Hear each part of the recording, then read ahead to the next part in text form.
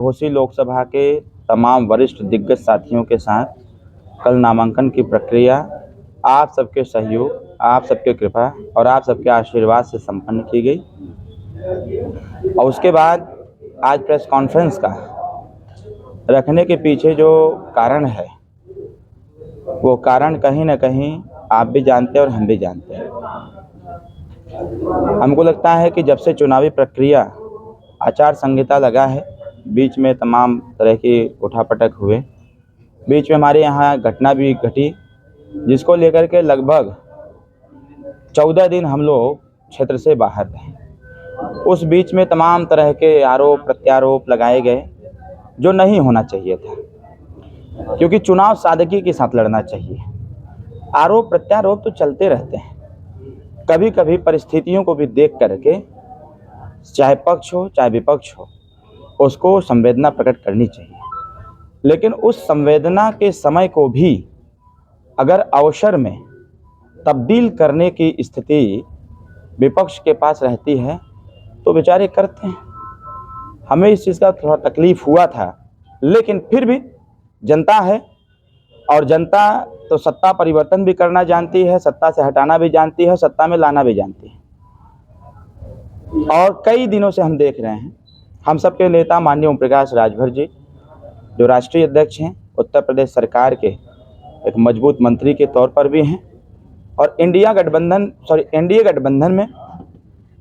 एक मजबूत पार्टी के तौर पर भी हम लोग पूर्वांचल में दस्तक देते रहते हैं बार बार, हर बार, क्योंकि विपक्ष के पास कोई एजेंडा नहीं है। घोसी लोकसभा के सर्वांगीण विकास के लिए कोई एजेंडा नहीं। एक नाम का हमको लगता है कि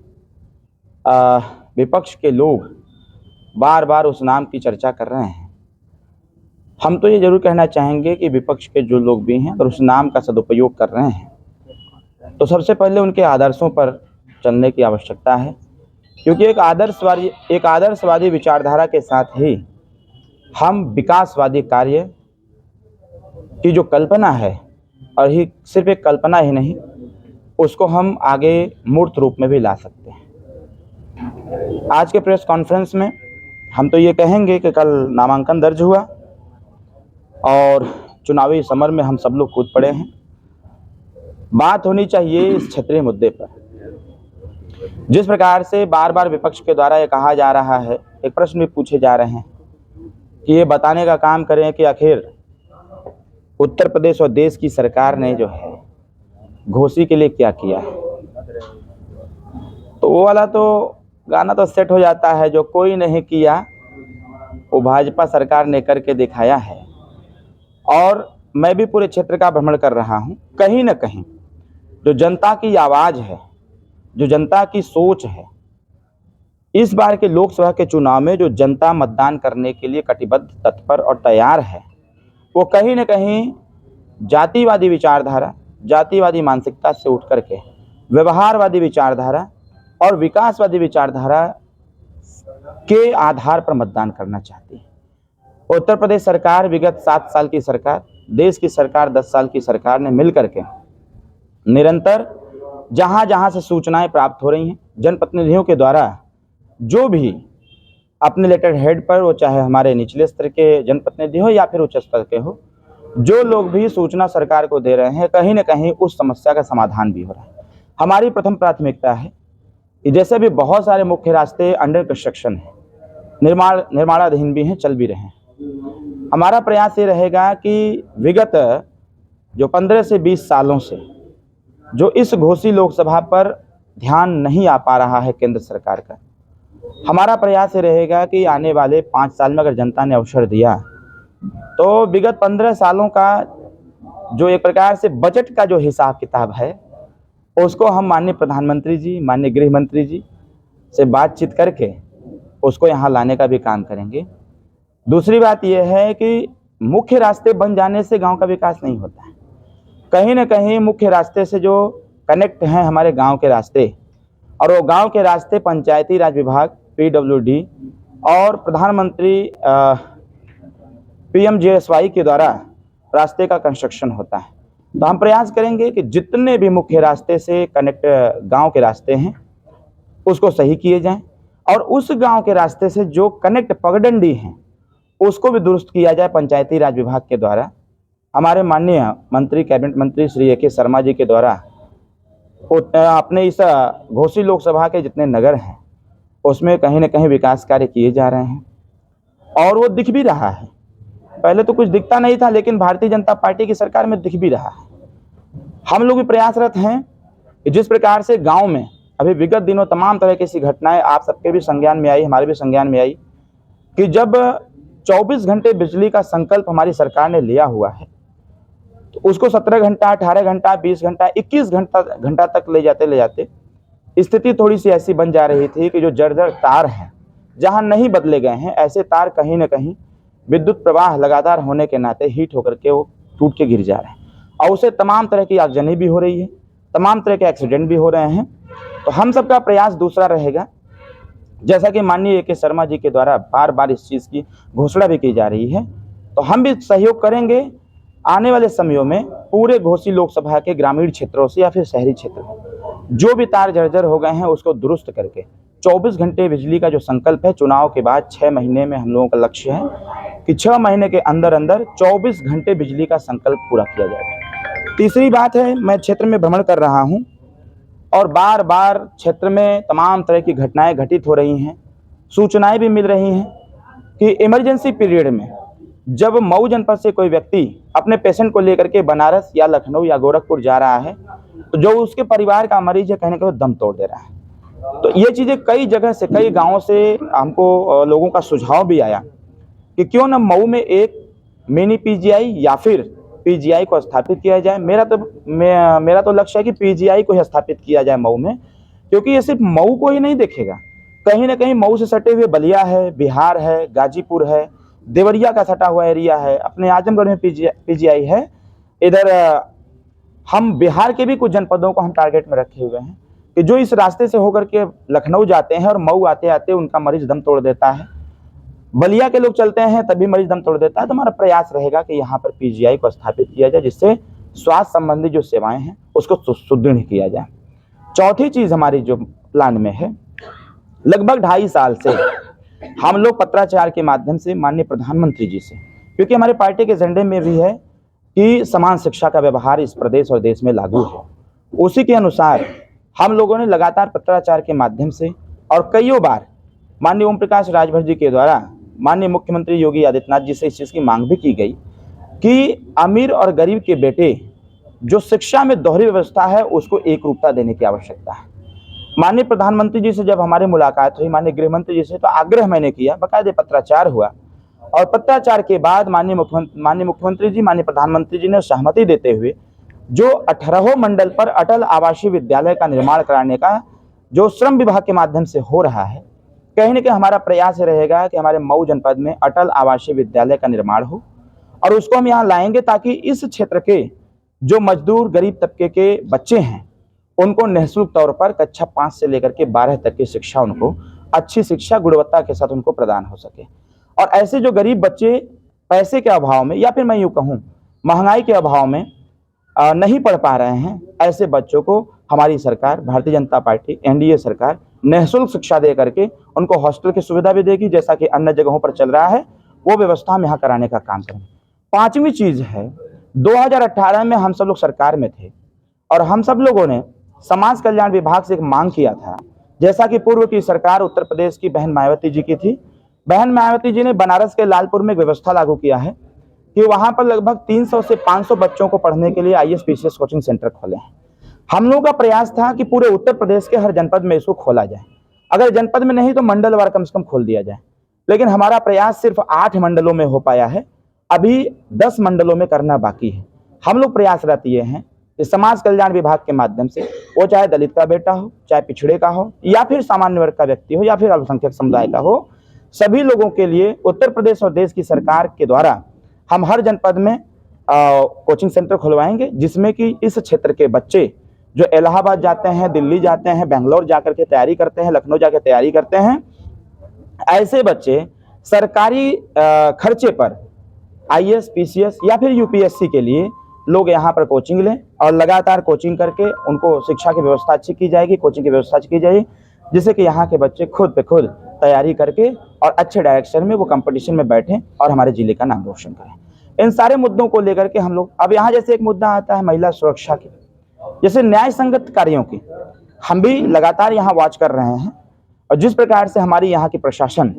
निरंतर जनता के प्रति जवाबदेही दे रही है, जनता की जो समस्याएं हैं इमीडिएट विद इन 1 डेज उस समस्या का समाधान भी करने का प्रयास कर रही है। वो कोई भी डिपार्टमेंट हो, अगर डिपार्टमेंटल सूचना मिल रही है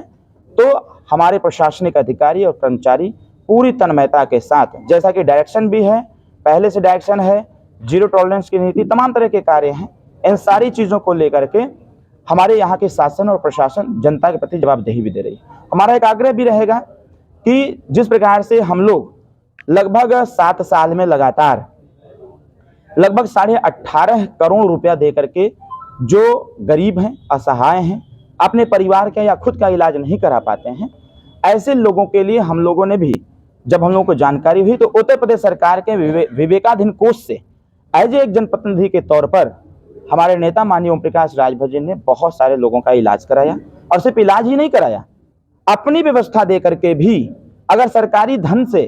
संपूर्ण इलाज नहीं हो पाया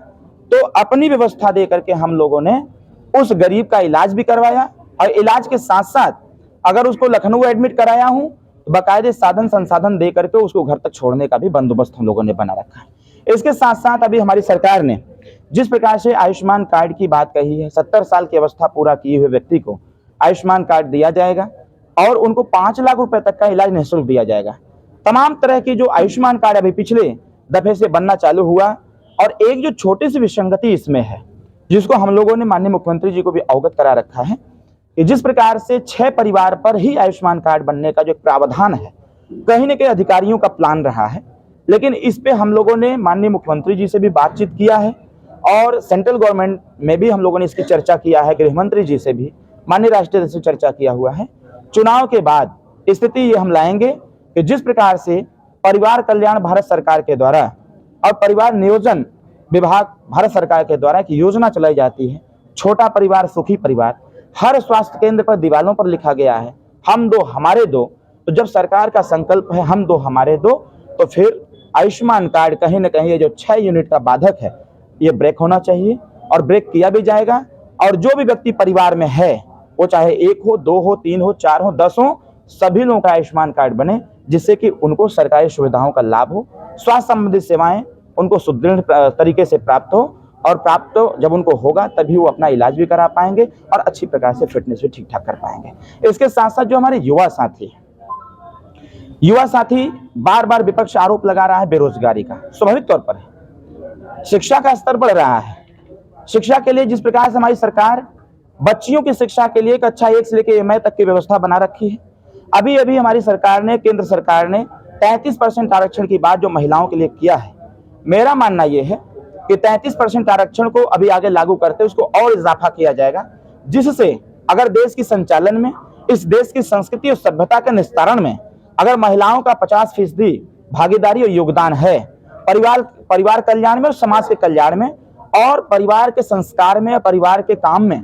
अगर महिलाओं का योगदान बराबर है तो हम लोग आने वाले समयों में, जनता आशीर्वाद देती है, सदन में अरविंद राजभर जाते हैं तो 50% आरक्षण की चर्चा हम करेंगे। वो हर क्षेत्र में होगा, चाहे नौकरी का क्षेत्र हो, क्योंकि तमाम बच्चियां अभी पढ़ लिख रही हैं, उनको पढ़ लिख करके सिर्फ और सिर्फ शादी विवाह में इन्वॉल्व कर दिया जा रहा है, बच्चियों को नौकरी तक नहीं मिल पा रही, रोजगार नहीं मिल पा रहा है। हमारा प्रयास ये होगा कि हम सदन में जाकर के इस पे भी सरकार का ध्यान आकृष्ट करने का प्रयास करेंगे कि जिससे कि बच्चियां जो पढ़ लिख करके होनहार हो रही हैं उनको हर क्षेत्र में भागीदारी सुनिश्चित हो 50% की। जो हमारे युवा साथी, अभी पूर्वांचल एक्सप्रेसवे आया हुआ है, पूर्वांचल एक्सप्रेसवे को लेकर के तनातनी हुई है, समाजवादी कहती है हमारा प्रपोजल था और भारतीय जनता पार्टी ने उस प्रपोजल को आगे किया। मेरा मानना यह है कि कोई भी सरकार हो, जब भी कोई आधारशिला रखती है, सरकार फिर आवे या ना आवे, लेकिन नेक्स्ट सरकार जो आती है वो उसको मूर्त रूप में लेते हुए, कार्य रूप प्रदान करते हुए उस कार्य को कराने का भी काम करती है। पूर्वांचल एक्सप्रेसवे के अगल बगल में तमाम ऐसी जमीन एक्वायर किए जा रहे हैं। जब मैं विभाग का मिनिस्टर था उत्तर प्रदेश में 2018 में, लघु उद्योग विभाग मेरे पास था, मैंने एक प्रपोजल बनाया हुआ था खास करके अपने पूर्वांचल के लिए क्योंकि हमारे मांग में है पूर्वांचल राज्य। हम बार बार पूर्वांचल राज्य की मांग करते रहते हैं। इसके पीछे यही कारण है कि उत्तर प्रदेश पूर्वांचल के नौजवान, वो चाहे किसी भी जनपद के हों, वो पंजाब जाकर के, गुजरात जाकर के, महाराष्ट्र जाकर के, तमाम जगह, कोलकाता जाकर के वहां के फैक्ट्रियां चला करके अपने परिवार का पालन पोषण कर सकते हैं। तो क्यों ना हमारी सरकार का ध्यान आकृष्ट हो पूर्वांचल की तरफ। देश और प्रदेश की सरकार लपट करके पूर्वांचल में छोटे छोटे कल कारखाने, उद्योग धंधे खोलें और यहाँ के बच्चों को यही रोजगार दें, ताकि वो बच्चा अपने परिवार के साथ रह करके नौकरी करे, रोजगार करे और रोजगार करके अपने परिवार के साथ रहें। इससे हमारे प्रदेश की भी इकोनॉमी बढ़ेगी, इसके साथ साथ परिवार भी उसका मजबूत होगा। उसके जो छोटे छोटे बच्चे हैं, पैसा मिलेगा, उसके बच्चे पढ़ेंगे भी और आगे भी बढ़ेंगे। कहीं ना कहीं हमारी सोच सरकार की योजनाओं को पूर्वांचल में लाने के साथ साथ पूर्वांचल के युवाओं को रोजगार देने का भी है, और रोजगार के साथ साथ उसकी सामाजिक, शैक्षणिक, राजनीतिक और आर्थिक दृष्टि से उसको मजबूती देने का भी मेरी प्लान में ये रखा हुआ है। इसके साथ साथ छोटे बच्चे हैं, जो नौनिहाल बच्चे हैं, छोटे छोटे जो गांव में रह रहे हैं, सरकारी विद्यालय का कायाकल्प करने की आवश्यकता है। अभी मैं आ रहा था, आते समय मैंने देखा कि जिस प्रकार से समाजवादी पार्टी की सरकार ने मिड डे मील की व्यवस्था चालू किया था, हमको तो लगता है कि ऐसी व्यवस्था को बंद कर देना चाहिए। अभी मैं आते समय देखा कि एक सरकारी विद्यालय में जिस प्रकार से बच्चे थाली लेकर के एक सरकारी मशीन पर ही उस थाली को मिट्टी लगा करके उसको धोने का काम कर रहे थे। कहीं ना कहीं ये युग विज्ञान और प्रौद्योगिकी का है, कहीं ना कहीं ये समय विज्ञान, प्रौद्योगिकी, साइंस और टेक्नोलॉजी का है। तो उस सरकारी विद्यालय में मिड डे मील की व्यवस्था को थोड़ा सा सही करने की आवश्यकता है, मैन पावर को बढ़ाने की आवश्यकता है, और सरकारी विद्यालय का कायाकल्प करते हुए वहां पर कंप्यूटर एजुकेशन सेंटर बनाने की आवश्यकता है, कि जिससे छोटे छोटे बच्चे उससे अट्रैक्ट हों और कंप्यूटर का ज्ञान लें। क्योंकि जब तक देश की शिक्षा प्रणाली में, प्रदेश की शिक्षा प्रणाली में तकनीकी शिक्षा नहीं आएगी, तब तक शिक्षा का स्तर बढ़ने वाला नहीं है। मुझे याद है जब हम समाजवादी गठबंधन में थे, तो माननीय अखिलेश यादव जी हमसे एक बात कह करके बहुत मगन हो रहे थे, बहुत खुश हो रहे थे। उन्होंने हमसे कहा कि मैंने एक व्यवस्था ऐसा किया था कि जो गांव के बच्चे हैं सरकारी विद्यालय, उसमें हमने मिड डे मील की व्यवस्था कर दिया था। हमने कहा ये व्यवस्था एकदम टोटल दुर्व्यवस्था में तब्दील हो गया और इसको नहीं करना चाहिए था। जितना पैसा आपने मिड डे मील में लगाया, उतना पैसा अगर उस सरकारी विद्यालय का कायाकल्प करते हुए दिल्ली के तर्ज पर अगर यहाँ के विद्यालय हुए होते, तो आज मिड डे मील देने की आवश्यकता नहीं पड़ती। छोटे बच्चे होनहार होते, कंप्यूटर एजुकेशन उनको प्राप्त होता और कहीं ना कहीं वो आगे बढ़ने का काम भी करते और उनका IQ लेवल भी तेज होता। मेरा मानना यह है कि इन सारे जितनी भी चर्चाएं हमने आपसे की, इन सारी चर्चाओं को समाज के बीच में ले जाने की आवश्यकता है, और ले जा करके जब तक समाज सही दिशा में, जनता सही दिशा में नहीं जाएगी, तब तक वो चाहे परिवार हो, चाहे गांव हो, चाहे क्षेत्र हो या फिर जिला हो,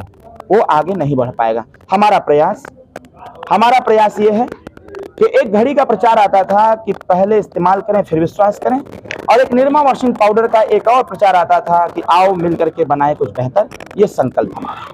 तो ये बताइए, आपके कुछ मुद्दे ऐसे थे कि जो भारतीय जनता पार्टी से टरी नहीं खाते, आज आप एनडीए में, जैसे जातीय जनगणना की बात कर लिया गया और बहुत सारे मुद्दे, क्या एनडीए में शामिल होने के बाद उन मुद्दों को आप छोड़ देंगे या वो जारी रहेंगे? नहीं, देखिए, जैसा कि आपने बताया, सामाजिक न्याय समिति की रिपोर्ट को लेकर के निरंतर हम सब लोग प्रयासरत हैं, और हमारी सरकार ने कहीं ना कहीं सामाजिक न्याय समिति की रिपोर्ट पर जब प्रेशर बनाया गया, तो माननीय मोदी जी सरकार, उन्होंने सदन चलने के पहले उन्होंने कहा था आने वाले समयों में हम लोग इस चीज को लागू भी करेंगे। और जो राघवेंद्र सिंह जी के नेतृत्व में सामाजिक न्याय समिति की रिपोर्ट तैयार हुई है, श्रीमान राजनाथ सिंह जी के समय में जो रिपोर्ट तैयार हुई है, उस रिपोर्ट को हम लोग लागू करने का भी काम करेंगे। रही बात जातिगत जनगणना की, देखिए, संवैधानिक दृष्टिकोण से जातिगत जनगणना इसलिए अति आवश्यक भी है। इससे हमारी सरकार भाग नहीं रही है। हम लोग टेबल टॉक करते हैं, पता है हम लोगों को, हमारी सरकार ये जातिगत जनगणना भी कराएगी।